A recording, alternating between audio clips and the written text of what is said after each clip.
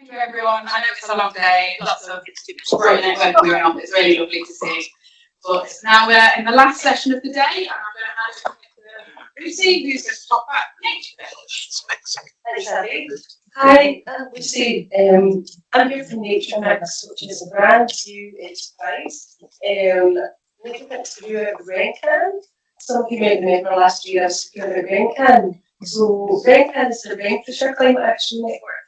And I was a founding member of Cunningham. We applied for the funding together 2.5 years ago.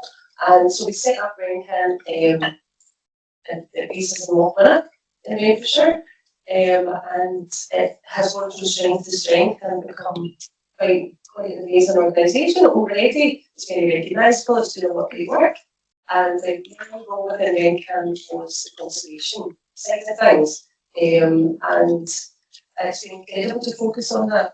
Renfrewshire has what we call the eco cabal of Renfrewshire. So there's a lot of people working in ecology in Renfrewshire, and I began to realise that my conservation work could very much have its own legs. And so since I saw you all last year, that's what's happened is I've given the conservation work of Renfrewshire its own legs. I believe it's the first organisation to grow out of a climate action network of the 24 climate action networks that exist in Scotland.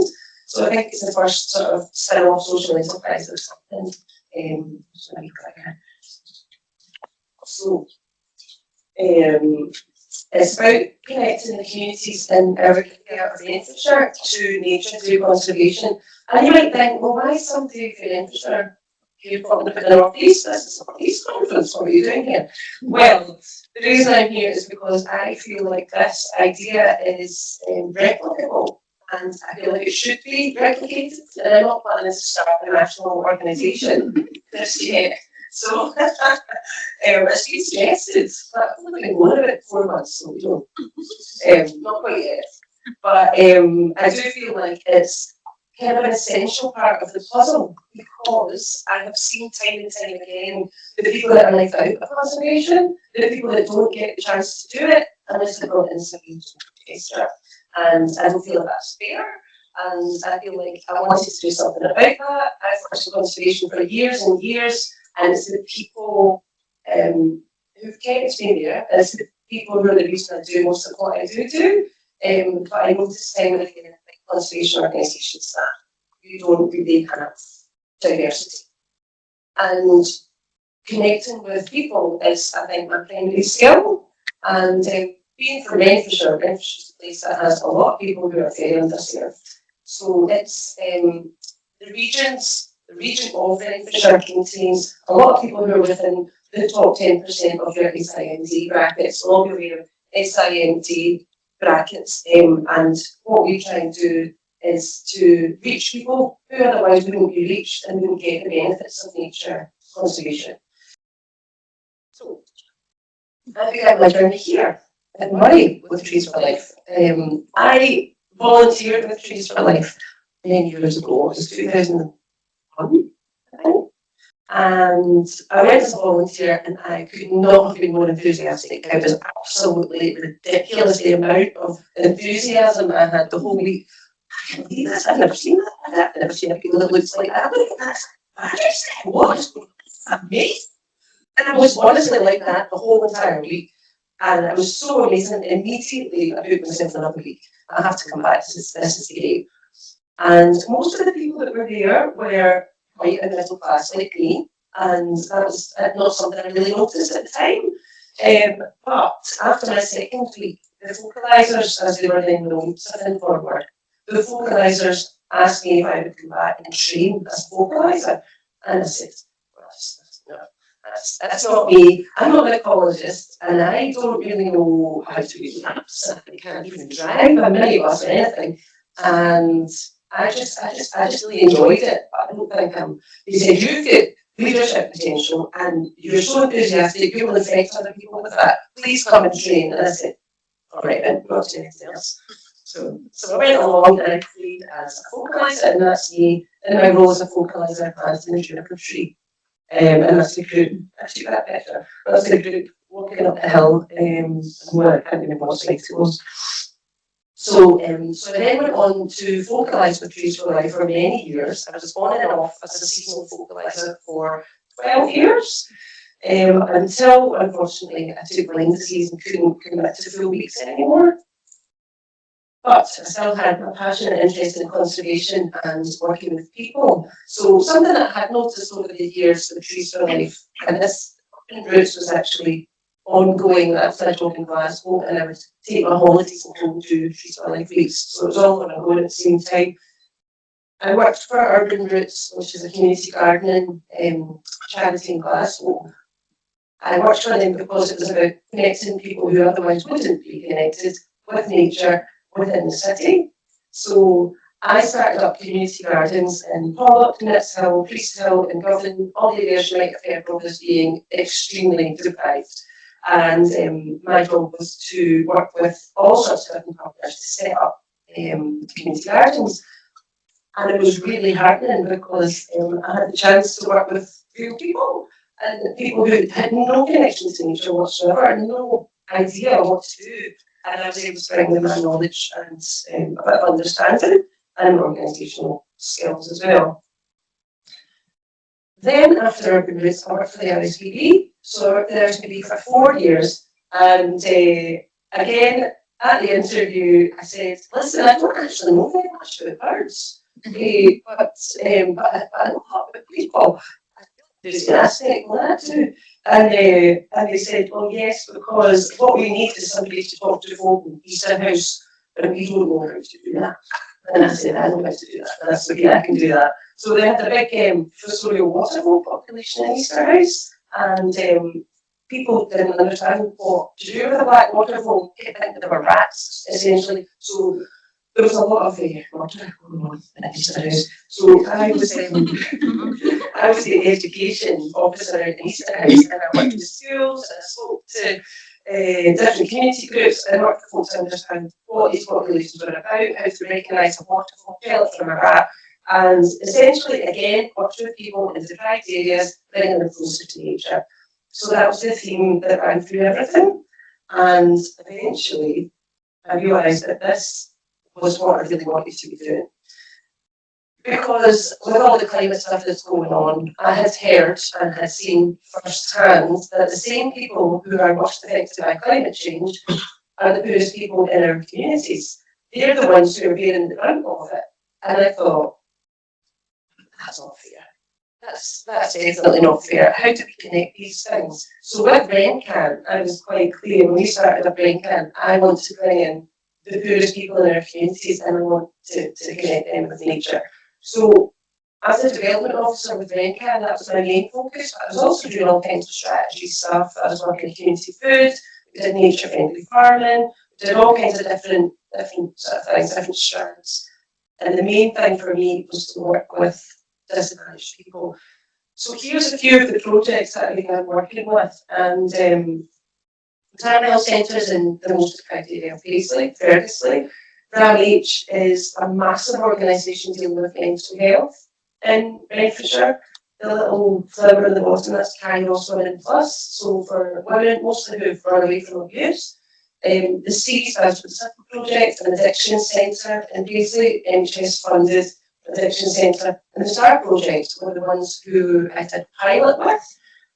The pilot was bringing people out and connecting them to local charities who didn't have enough volunteers. And it turned out there were quite a lot of these. There's a lot of charities that exist in Renfrewshire who really struggle for volunteers. Now, given who you all represent here today, is anyone here ever not struggled for volunteers? So I saw the gap. There's a way to connect people who are at a disadvantage with nature as long as you provide the basics that need to be provided. And those basics are transport, food, and support if it's needed. So each trip costs about £400, not including my time. That's for a bus, that's for some food, and that's for a support worker if they need one to come along. It sounds expensive, but it's actually cheaper at the price when you consider the benefits that nature will give to people when they come out and experience that, especially if they keep commenting again. So here are some of the partners that I refer into. So EA, you might have heard of EA. EA is Gaelic for Aspen. It is a small tree planting charity based, very lucky for me, in my wee village of Lochlanna. So EA were the main referral partner for the first pilot project with the STAR project. So we started off working with EA, then Cunningham Regional Park got on board. Cunningham is an area of 108 square miles, which takes up an awful lot of Renfrewshire, about a third of Renfrewshire. And there's a lot of rewilding work being done there. They always need a hand. They always need volunteers. They never have enough. They can never get on top of their balsam. They can never bash their floaties. There's always stuff to be done. And they need somebody to bring them keen volunteers. So, yeah, I'm going to press the button. No, it's the... What was that? It just pops like a thing. Yeah. So, through starting with EA and Cunningham, other people got on board as well. You might know there's an RSPB reserve in Lochlanna, which again we're very lucky to have. And some groups, as it turns out, don't actually want to be on a hill in the hosing rain all day long. I don't know why. They don't. So some groups started requests, could we maybe go somewhere that's a bit gentler with maybe like a toilet? Yes, I can do that. So I've created new partnerships over time. The Basil Natural History Society doesn't have their name in their logo, but that's the logo there. And they have been amazing. So we're starting to do bio-blitzes, citizen science stuff. We're doing invertebrate surveys, amphibian surveys, bird surveys. For those groups who are interested in doing something a little bit more scientific and maybe sitting still rather than the heave-ho of planting trees. And Renfrewshire Council have various projects running where the one that I'm most involved with just now is restoring Renfrewshire's rivers. So that's taking out invasive species that grow along the rivers. So I match up the groups that I'm in touch with the needs that they have. You know, do they need a gentle kind of day? Are they up for a bit of gung-ho? Are they okay with having no lose, etc.? And I work that out with them with a few conversations, you know, who are the people going to be, what they're going to need, and provide funding if they need support work. I mentioned that each group costs about 400 quid. Well, buses are quite expensive. So I decided I was going to be a bus driver. And all these years at Trees for Life, I never did train as a bus driver because you get paired up with somebody else and they were always a driver, so I could just focus on the chat. That was much better. But now I realise my money is going to go so much further if I can drive the bus. So in a month's time, I have my daily test to be a bus driver. And that's going to make our project go so much further. At the moment, the funding comes still from Renfrewshire. So Renfrewshire have taken me on as a self-employed contractor. So Renfrewshire provides some funding, and I've also put in for extra funding through EA, the tree planting charity, to get more funding for health and wellbeing. Okay. So now I've got a specific health and wellbeing focus as well as having a climate focus, so I can focus on both outcomes. And this is some of the things that we've done just in the last year. When I was under Renfrewshire, we did a lot more with the pilot, but just focusing on the last year, sorry about my dodgy head in there, that's not what happened. We've done 24 nature connection trips with 18 community groups, so that's involved in the ones that wanted to return. 167 volunteers have been connected to nature. We've got 6 partner conservation organisations, and I'm trying my best not to add any more. I don't want to overpromise. And every time I put out an advert, I get deluge of people that want to come and do it, and there just isn't enough time for me to service them all. So we're going to need more funding if anybody out there wants to volunteer. 65 square metres of invasives removed so far. It doesn't sound like that much. But for some of the groups that we're working with, doing 1 square metre is incredible. You know, and that's actually quite a lot of exercise and a brand new thing that you've had to spend time thinking about and training and doing something brand new. Even if somebody came along and took out 1 square metre but enjoyed taking the birds or breathe some fresh air, you know, that's the kind of outcomes that I'm looking for.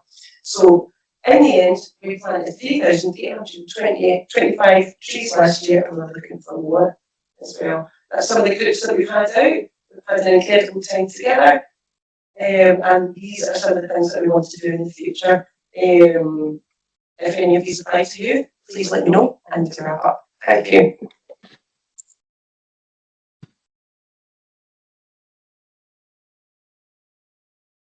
Excellent, thank you. It's always inspiring to hear what people are doing for disadvantaged backgrounds, because yeah, they often get forgotten about. So I look to Lauren. Here she is. Would you prefer to speak here or with the big mic? On there. Yes, okay. Okay, so I'm going to pass you over. Thank you very much. Okay, everybody hear me okay? Great stuff. Okay, I'm going to try and basically link some of the coastal environment and what I'm working with to under the sea as well. So, there we go. Okay, yes, basically just what I've said there. I'll be talking about lots of marine litter based stuff and some more positives as well, hopefully, that I think you'll find. So yes, first of all, I will run over with the talk a little bit about the East Grampian Coastal Partnership and the Turning the Plastic Tide project. So hopefully you're a little bit familiar with that anyway, from Ian as well. But I will run over a bit of that. I'm going to talk about a specific, if I can say it, location that we cover on our coastline, and why that's actually important for some very special underwater life as well, and a bit more about sort of progressing with that and moving forward. But just really quickly on an overview then, the East Grampian Coastal Partnership has been going for almost 21 years now. It was first founded in 2005, and essentially we are just trying to encourage the sustainable and responsible use of the Aberdeenshire coastline. When I say Aberdeenshire coastline, I'm talking roughly Fraser Borough down to our Brothway. I'm saying roughly because, you know, sometimes we hop over borders and stuff as well. So yeah, a little bit of a stretch there, but it's quite a long area of coastline that we cover. And I head up the Turning the Plastic Tide project, which is sort of our flagship beach cleaning and marine litter project. And it's also an education initiative as well. We go out into schools and communities, and I will explain a little bit more of that as well. But yeah, the Turning the Plastic Tide is one of our sort of main kind of focuses of the East Grampian Coastal Partnership. So yes, we do beach cleans with schools, community groups and businesses, and we deliver marine education workshops. You know, and we try and train people up in the community, basically try and empower people to be able to go and conduct their cleans. We supply a network of beach clean boxes up and down the coast. I think we've got about 21 boxes in locations now that are all dotted along the coast again. So the equipment's there, people can go and help themselves and actually partake in cleans when they want to if they're out and about on the beach. We also do things like attend harbour days, events like this as well, and basically just try and spread the message as far afield as we can, also including on our social media channels. And we try and work with different regulators such as SEPA, Scottish Water, educate the public about what can and can't go down toilets and that sort of thing as well. All of this really is just trying to say that we try and do our bit for the northeast area of Scotland that we cover. So I've just got to throw in a few little bit of our net stats here just to kind of show you what we've achieved since the project began in late 2018. It was as a direct result of the volumes of litter that were washing up on the coastline. So we wanted to get out there, we recognised it was a problem, and we're like, right, let's do something about it. Let's get as much litter as we can off the coastline. So since then, we've removed over 145 tonnes of litter now since we've been going, and I'm kind of, I'm equally as proud and as horrified by these kind of figures, because we are not the only people doing this. There is people, individuals, there's other groups, and this is just our stats, but over 145 tonnes, it's quite a lot. We've worked with almost 9,000 volunteers, and we're almost hitting the 400 clean mark by now. These are the stats at the end of last year. So we are, proud of what we've achieved with this beach cleanup programme, but it is a sad state of affairs that we're constantly adding to these stats as well. So Cairnbulg in Fraser, this is the place that I want to highlight today.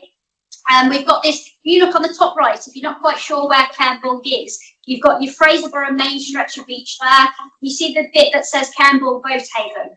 Okay, so that is an area that we term a marine litter sink. Okay, there's quite a lot of work being done on the currents, the tidal flows, prevailing wind directions, bathymetry. So we know that the litter does come into this location. Okay, so it is an area that is a particular problem.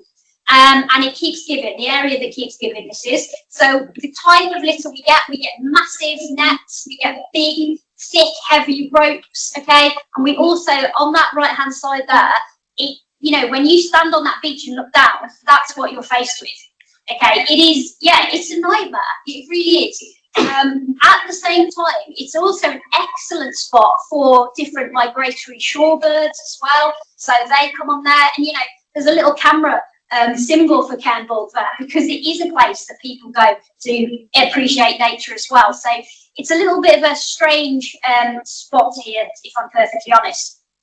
However, when we conduct beach cleans, okay, there, yes, different litter comes in over time, but we get that kind of before and after, sense of something that has been achieved. It might not last very long, but for right there, right now, we have achieved something, okay? And you've got to take that as a positive. You really have. However, it's not all about the litter that actually washes up there. So even though we've got this place, it's going to bring in other things, natural things as well as litter. Now, this is going to be hard unless you've got a very trained eye and are very used to looking for these things.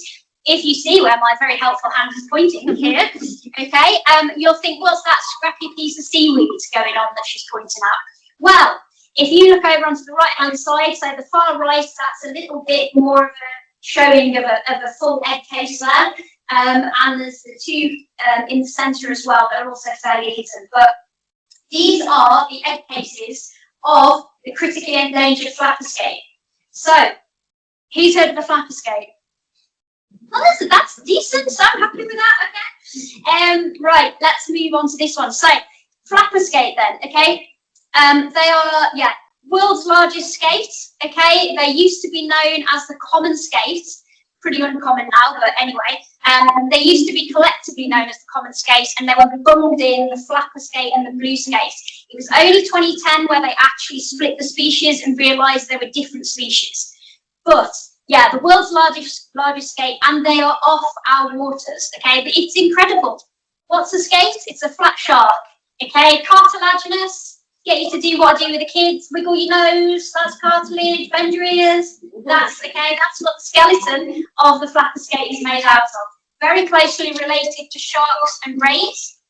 What makes a skate and not a ray? One of those things is it's the fact that they lay egg cases. All rays are live birth. Okay, so that's the sort of one of the main kind of physiological differences there. They reach up to about 3 meters, weigh over 100 kilograms. They're pretty massive things, okay? They are still critically endangered. However, there is some good news because I do believe that the evidence is showing that they are starting to pick up in population numbers, which is great. This has been a result of primarily the commercial fishing ban. Okay, and also all recreational fishing is catch and release as well. So that has certainly made quite a lot of an impact. You can just see from a couple of these photos, I think that's an incredible photo from 1906, top right there, of, this is how common they were once. They were being hauled up onto the harbours of that sort of Stornoway. Skate Aberdeen Fish Market, 1910 down here, that's them all laid out. So many, okay? But these are big, case-selected species, okay? They grow slowly, they mature late, they reproduce fairly few. We still don't know how many they actually reproduce per year, but, it's going to take a long time for this population to truly recover. This in the middle, that's the first time I actually saw and encountered a flapper skate. I didn't know whether to smile or grimace in that photo, to be honest. by the time I had to sample it. By the time I was doing that, I was rinsing, I have to say. Not the freshest. Anyway, it's the first time I came across. That was 2018, December time in Ullapool. Actually, yeah, a couple of days before Christmas that was. I'm happy to say since then, I've thankfully had encounters with live flapper skate, which are, yeah, much better. Let's have a little look here. Okay, yeah, so these egg cases, when they're laid underwater, this one like that, it's like almost a Goldilocks colour. It's incredible. So really nice colour there, very fresh looking. They're about the size of an A4 sheet of paper when they're fresh. When they're washed up and dried out, they do shrink up. I've got one next door on the stall, so if you do want to come and have a quick look at one later, then please come and see me.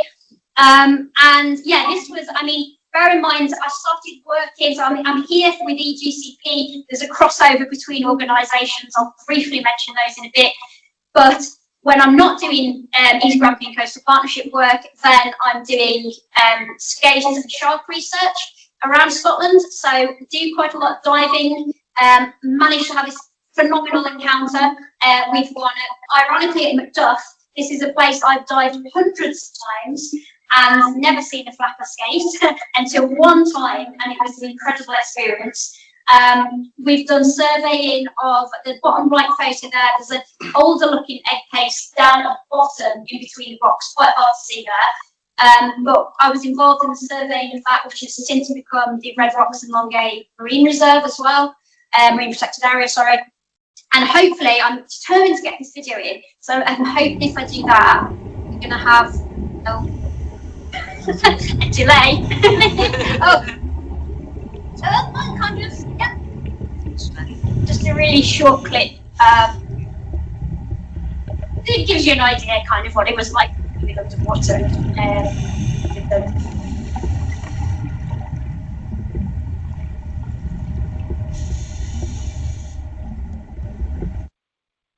There we go, just a quick idea there. But you know, it's certainly a privilege to be with that kind of species underwater. So moving forward then, I think, you know, this is overall, I guess it's what I'm trying to say here by sort of connecting this area that's really heavily littered, finding that we've got these egg cases washing. You know, I'm trying to show the connection. I think we've got a lot to sort of understand about what species we do have off the shore, how that is interacting within the coastal environments, how it's ultimately a positive, you know, and how everything's connected and we can kind of learn in and get more from that. So crossover project. So I've co-founded Shark and Skate Scotland with my buddy Chris, who I was diving with on that clip in Macduff there. And also we feed into the Shark Trust, because obviously the Shark Trust gather lots of egg case records as well. We're working on the essential fish habitat, so egg laying grounds. I know there's egg laying grounds in the Moray Firth. It's finding them. Okay, but I really, honestly, I'm so certain of it. And we've started doing underwater ROV surveys, looking for this habitat that's similar, where we know that they do this kind of thing. We've just finished completion of a project over on the west coast of Scotland, but we're looking at can we potentially replicate over in the northeast. So lots of different things happening. But of course, this is just part of it. There is SAMs are doing incredible work, as are Nature Scott. So yeah, there's lots and lots of exciting work going on this species, and the egg cases as well. eDNA work, all sorts of stuff, far too much to mention just now. So what I'm going to do is just put up this slide here. So this is all the different ways to get in touch. I'm sorry, it's just so rushed trying to cram it into this. I hope I've given you a feel for it. If you are interested ultimately in the beach clean, EGCP kind of things, then that's your top contact. If you're interested in learning more about Shark and Skate Scotland, that's your middle. And I myself, I spend a lot of time in the water. If you are interested in connecting yourself with the water, I'm a dive instructor and a snorkel guide. So I mostly, when I'm doing outreach with people, I focus on the snorkel side of things. It's a much simpler way of getting people in the water you know, in and around North East Scotland. That's mostly where I go, East Coast and Moray Firth. So yeah, if you're interested in that side of things as well, please don't hesitate to reach out. So I think that's me. Thank you very much.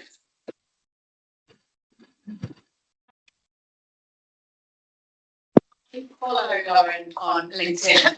That was fabulous. It makes me jealous. So we've got 2 more speakers to go. So our next is Vivian. She's going to talk about this big 5.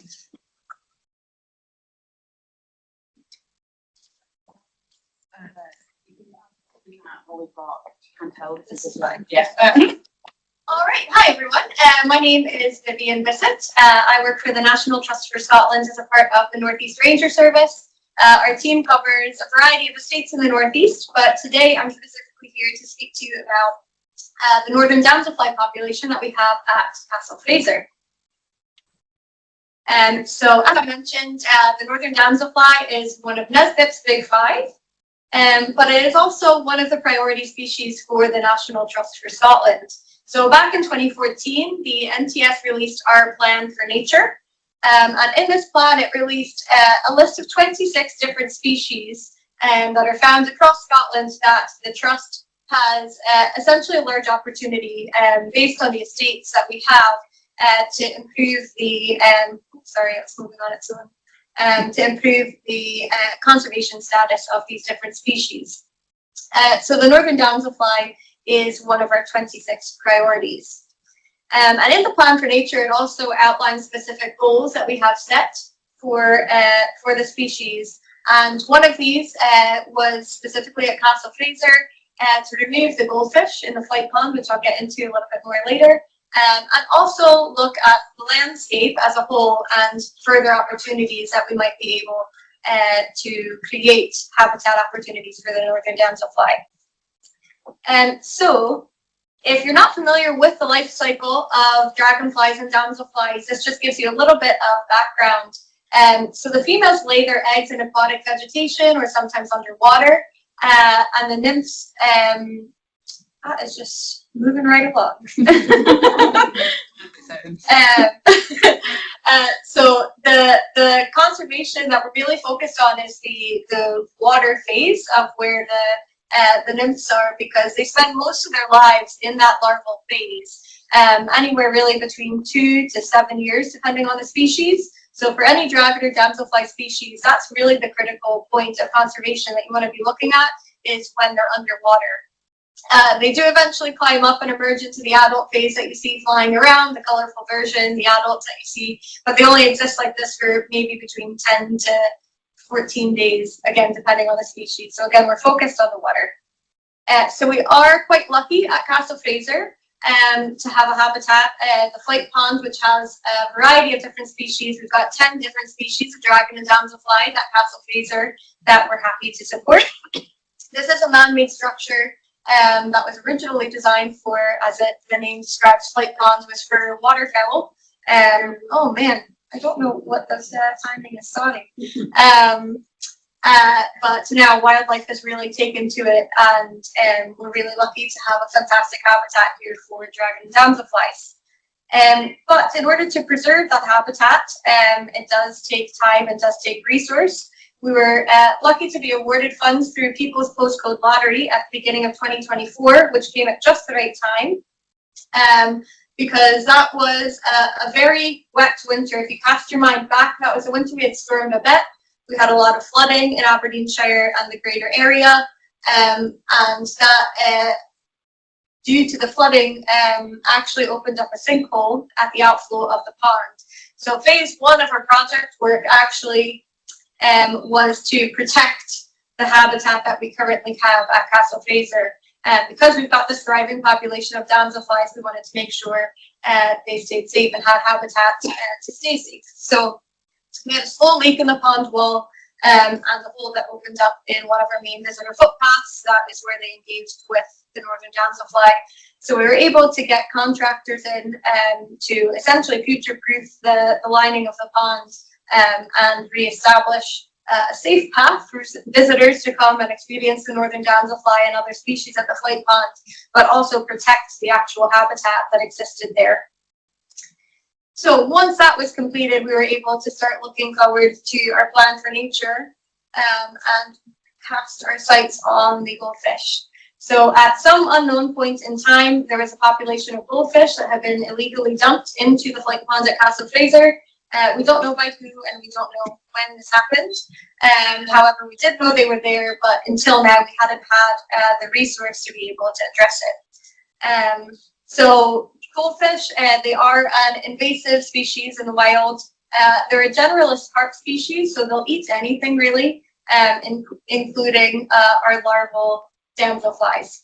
So it was really a key priority for us to try to address this. So through this funding, we were able to order a fish stock assessment and remove anything non-native from the flight pond and release anything native.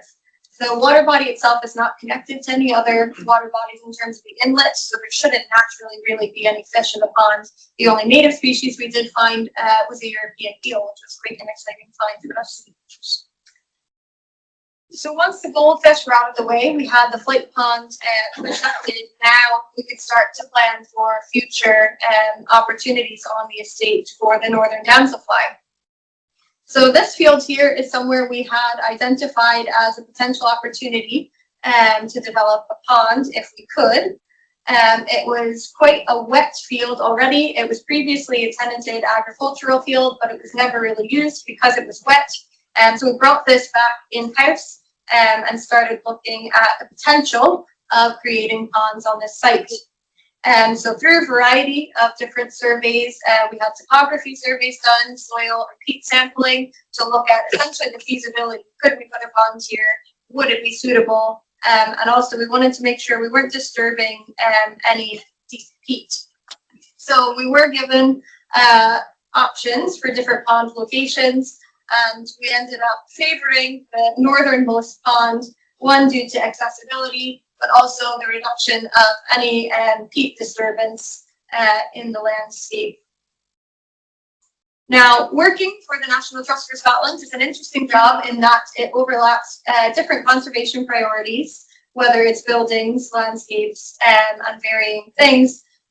So we are operating within a historic designed landscape. So that is its own designated status. So as a part of this and as part of the planning application, we were looking at a heritage impact assessment and would it be appropriate to put a pond in the landscape in the site that we wished to. This exercise proved really useful in that what we actually learned upon doing this was during Eliza Fraser's management of the estate. She was laird in the late 1700s of the estate at Castle Fraser. She had actually commissioned a serpentine lake to be installed on the property. And from what we can tell, this was actually there on the estate, but was lost to time. And the nice sort of story that we uncovered doing this exercise was that the area we were hoping to build a pond overlaps with the historic landscape feature. So not only is it a biodiversity enhancement feature, but also gives a nice nod to the historic landscape as well. So finally, once we got all of our surveys done, the last sort of step was to get our vegetation surveys done. We could submit our application for planning permission to Aberdeenshire Council to essentially go ahead and excavate our pond. So the pond design was done in collaboration with the British Dragonfly Society. It's about 55 meters in length and 35 meters across. At its deepest point, it's 2 meters in depth. And that's to help future-proof against climate change. Oh, these are all spoiler alerts. There's a ledge around the top edge, so we do have varying levels throughout the pond itself. But these are all features specifically designed to think about the habitat requirements of the northern damselfly. So we did get our planning permission through, yay, at the beginning of January. But our funding expired in February, so we had a very short window to try to pull this off. And when our planning permission came through, the site looked a bit like this. So we were under a couple of feet of snow, so access was a bit tricky, but our contractors were determined and did manage to get to site. What we didn't anticipate was just how wet January would continue to be after the snowfall. So during this short window was one of the wettest Januaries we've had on record. in Aberdeenshire. But nevertheless, we persisted. So our contractors arrived at site in mid-January and began the excavation. This was done under an archaeological watch brief as well.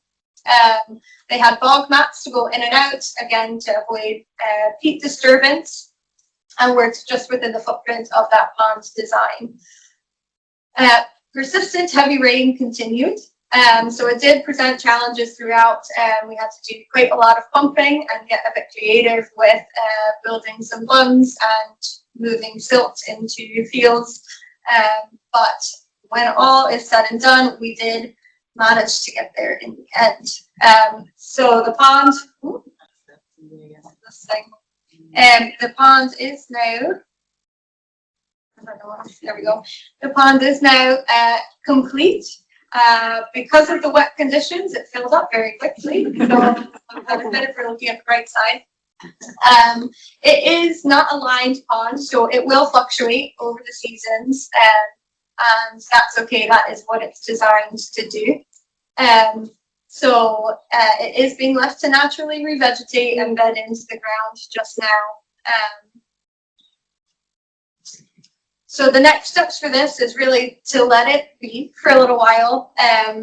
We're developing a monitoring protocol, not only for the water levels, to watch how it fluctuates and how it responds to changing weather patterns within sort of different climate conditions, but also watching what vegetation comes back naturally. Because we just excavated such a large area, there's a seed bank that's there that we don't know what's there right now. So some of the work we're doing is going to be monitoring what comes back naturally before we start to make educated decisions about what goes in, if any, in terms of replanting the area. We are hoping that the northern damselfly might colonize this itself. There was a similar project done at Castle Fraser back in the mid-2000s. That was in the first 2 seasons the northern damselfly did colonize a pond, but it was a lot closer to the flight pond. This one is about between 0.5 and 1 kilometre away. 1 kilometre is said to be sort of the cutoff of natural migration in terms of range. So it is within that on the estate. So we are hoping that they will find their way there if it's suitable. But if not, our friends at the British Dragonfly Society will help us and support us with translocation. So we do have a phase 3 works planned. We're hopeful that we can use the space eventually for further education and engagement. But right now, there's a lot of work to be done in terms of monitoring and seeing wildlife take over the space. In back at time, that's me. Save your questions for later.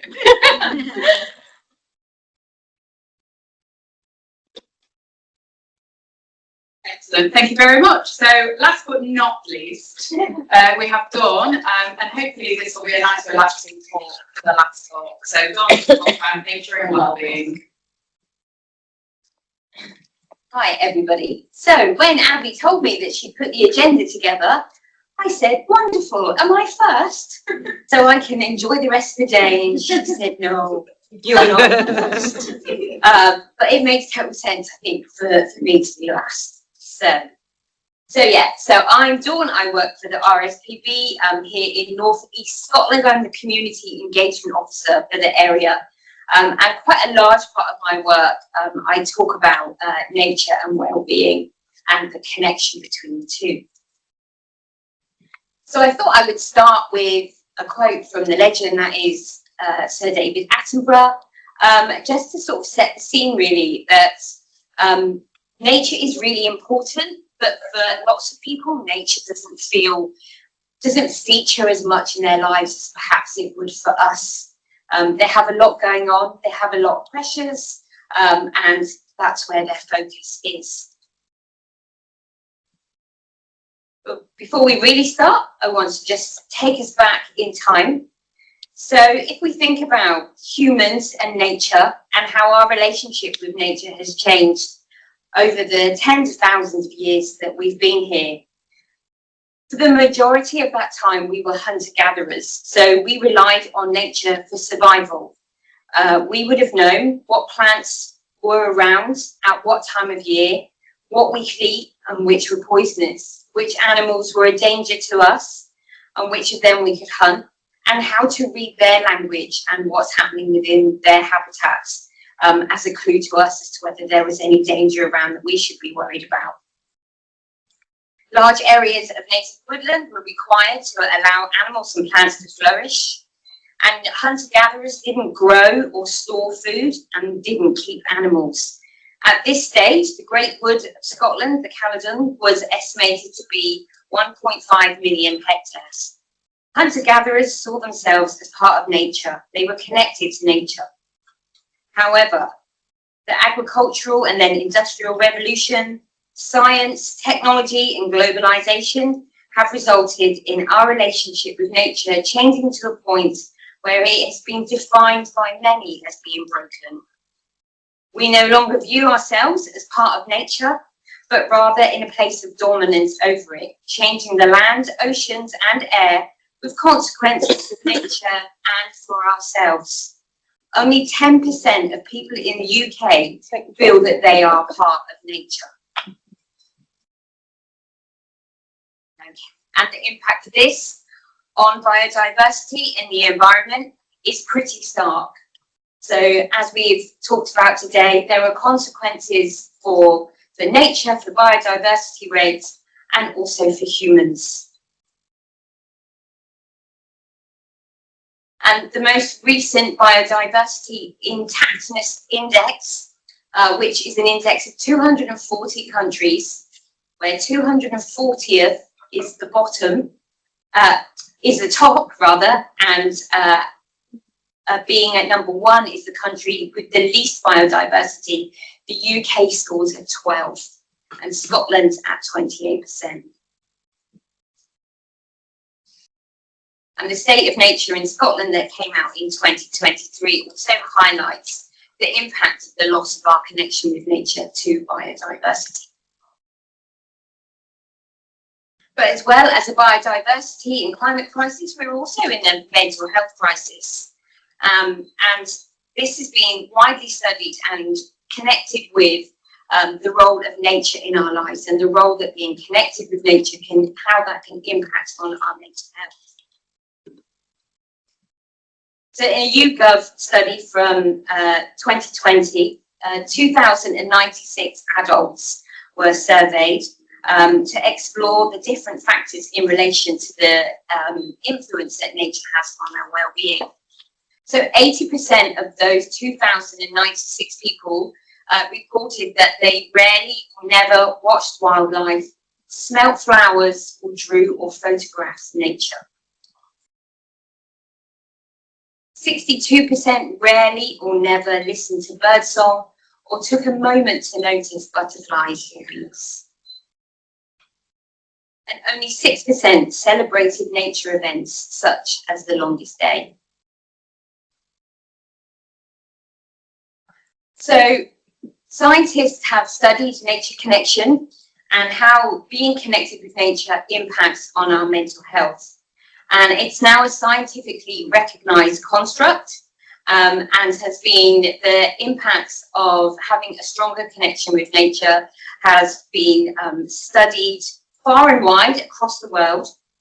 And it is being shown time and again that there is evidence that supports that being in nature supports our health and well-being in a variety of different ways. So, and I'm guessing that most people in this room don't need telling about that you all know that spending some time outside in nature has a huge impact on the way we are. And when we asked about who went outside at lunchtime and who wanted to, getting that time outside is really important. But it has been proven that it can improve mood, reduce feelings of stress, help people to feel more relaxed and improve physical health and sleep quality. It reduces loneliness, can improve confidence and self-esteem.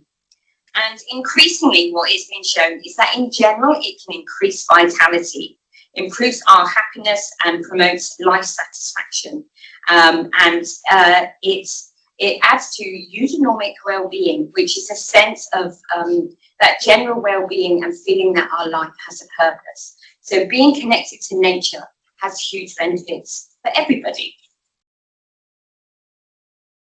So the brilliant scientists at the University of Derby, headed up by Miles Richardson, have put together, when they've studied this, they've thought about how can we show how these pathways to nature connection develop.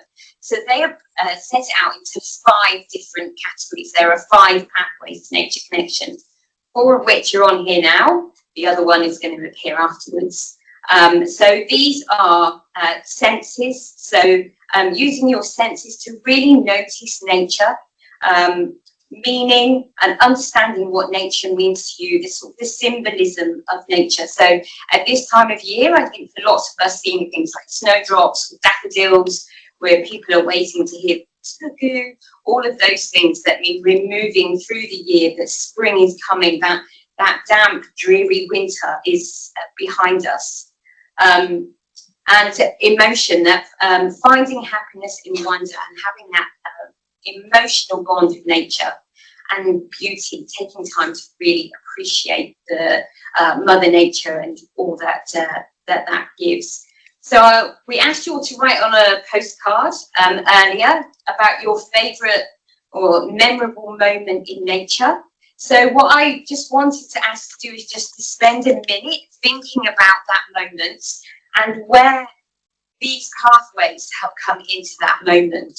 So were you particularly aware that you were using your senses?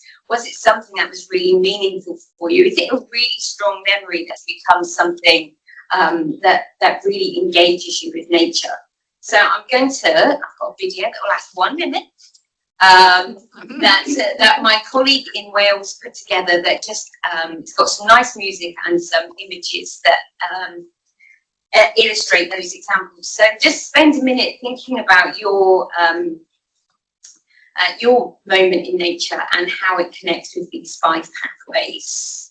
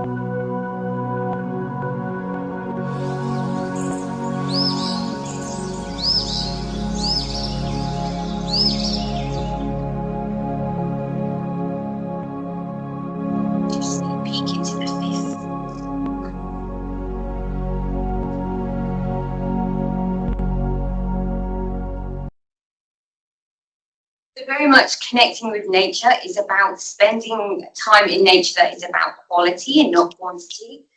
When I talk about it with groups, that we say it's about moments, not minutes. It's not about going outside and doing your 10,000 steps and just banging through those.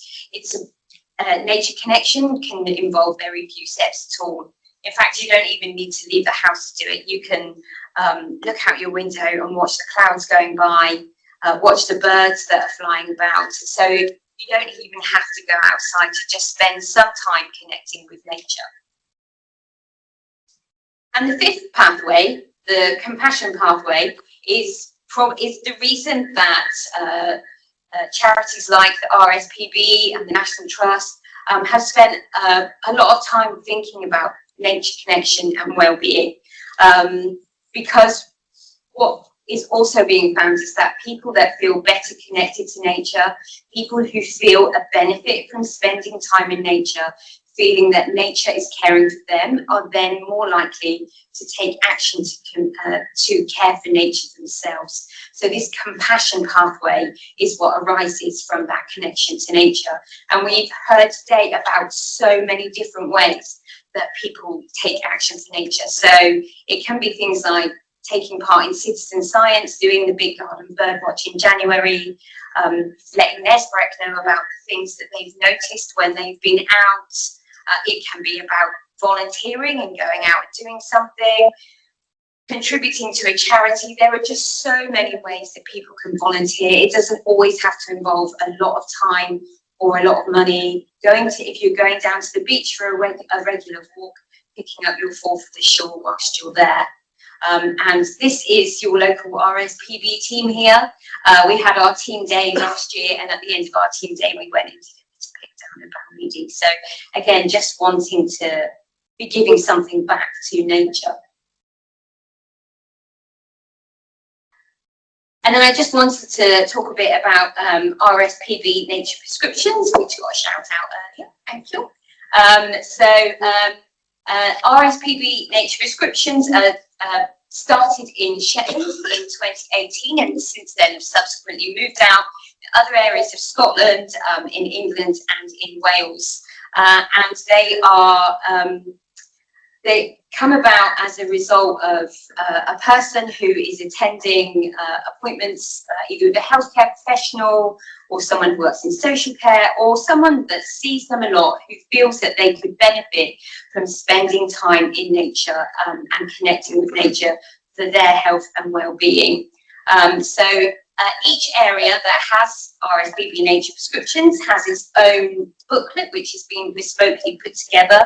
So here in Aberdeen, we launched the Aberdeen City Nature Prescriptions last year, and I have trained staff in GP surgeries, the Health and Social Care Partnership, and some other sort of healthcare professional staff who work with clients who they feel could benefit with nature prescriptions.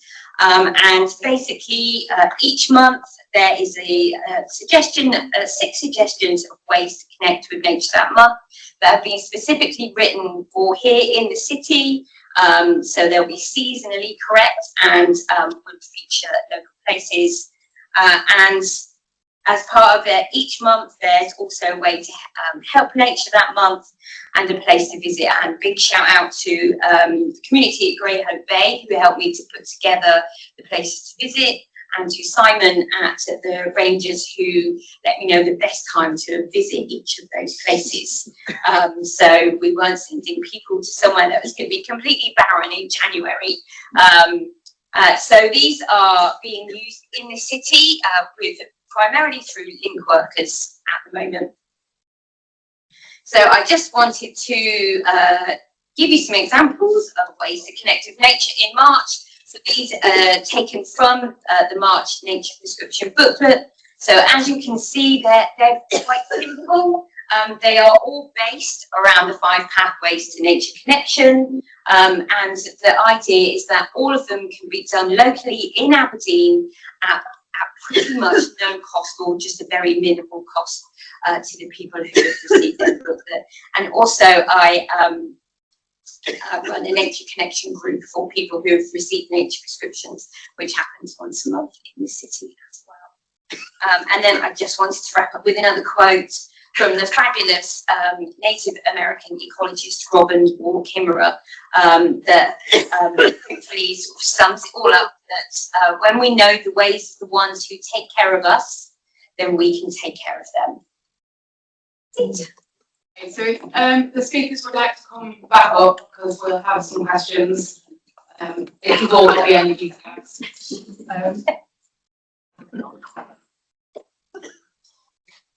Yeah, pop your hands up if you have any questions. Nobody's got the energy for a question. Oh, yeah, there we go. Thanks, Rachel. Oh, always a gal. Thank you very much. Hi, this question is for Dawn. Do you foresee possibility of the prescriptions with coasts? And we've heard a lot of wonderful presentations today. Great Bay, and yeah, there's a lot of recreation around our coastline. So, do you expect to expand social care include coasts being a site for people? Certainly the Aberdeen Beach and Greyhope and Torrey actually feature in the nature prescriptions booklet for Aberdeen. If you're asking if it's going to go beyond Aberdeen, I would love to take it beyond Aberdeen out into the Shire. The issue unsurprisingly, is funding. So the cost of the design of each booklet and the printing of the booklet primarily, because I'll be able to do my time without needing to be funded. But yes, it will come down to the cost of the bringing the booklets together, because they're all designed for each individual area. Okay, thank you. Anybody else? Belinda first, yeah. Actually, I think you did as good a presentation as half as I did on Country File, so well done. If you're saying they are in the North Sea, do you think they were virtually extinct and have come back, or we just didn't know they were there until you started to realise they were there? Yeah, I mean, I definitely think that they used to be there and then they were vastly depleted. So, yeah, basically the massively overfished. They were being brought up, you know, as kind of developments in fishing technology came on, you know, and they were just, yeah, really, really depleted. I mean, they used to be found sort of across in Norway. They were all wrapped all around Murray Firth, North Sea, all the way down to the Irish Sea. And yeah, very, very slowly, I think, because of the fishing bans and because of the protective measures, then they are starting to come back. Certainly, there's a lot of localised distributions around Shetland, Orkney. They're doing really well there, and on the west coast generally. But as of yet, you know, they're in the Murray Firth area, and I think round down to the east coast as well, off sort of Aberdeen or Rothway. They're there as well. It's just that, you know, the surveys haven't been done yet. There's not a lot known, but hopefully that's going to change quite soon, because I know there's been quite a few applications gone in for grants and various things to try and learn more about them in the northeast. But yeah, I think they were always there, and you know, they're slowly coming back. But we're getting more and more reports each summer, usually of them coming in quite shallow. I mean, you know, it's 12 metres that we saw them in. So yeah, and sometimes they're seen at the surface in harbours and things. So hopefully it's a good sign. And then Robin, there was one just here. Hi. My question was to you, and when you're working in areas where there's more poverty and you're trying to increase the diversity and provide access to nature, is there a particular hook? Like, how do you start that conversation with people? How do you generate that interest in the very first instance? So I have two big hooks that I use. The first one is flooding. So that's what adversely affects communities more than richer communities. In our area, a lot of the poorer communities are in flood-prone areas. So flooding is happening more and more in recent years, and so I have videos that I show of flooding, and people send me videos as well. This is happening where I am, you know. So I talk about that, and I say, if we plant trees further up the hill, it prevents flooding further down. So that's kind of one of the main things. The other one is that we are on the border of Renfrewshire Regional Park, and it's very, very underused. So I mentioned it's 108 square miles of regional park. A lot of it is very degraded peatland. A lot of it you just wouldn't see anyone on. And there's a Friends of Renfrewshire, which is all about restoring the nature there. There has been a big Nature Scout project recently as well to knit together the peatland again, which is great. But there's a lot of opportunity, particularly for riparian planting. So I'm making connections with farmers, mostly through the charities that I'm referring into. So IA, who I mentioned, they are very connected with local farmers and quite often plant trees on their land within Renfrewshire. So I'll say to people, look, we have a regional park right here. Look, see the nature that's right behind us. Let's go and rewild it. And that's a big hook for people as well. But see, to be honest, I don't really need big hooks. I'm scared to advertise, because as soon as I mention it, folk go, really? What? It's funded? Have you got a bus?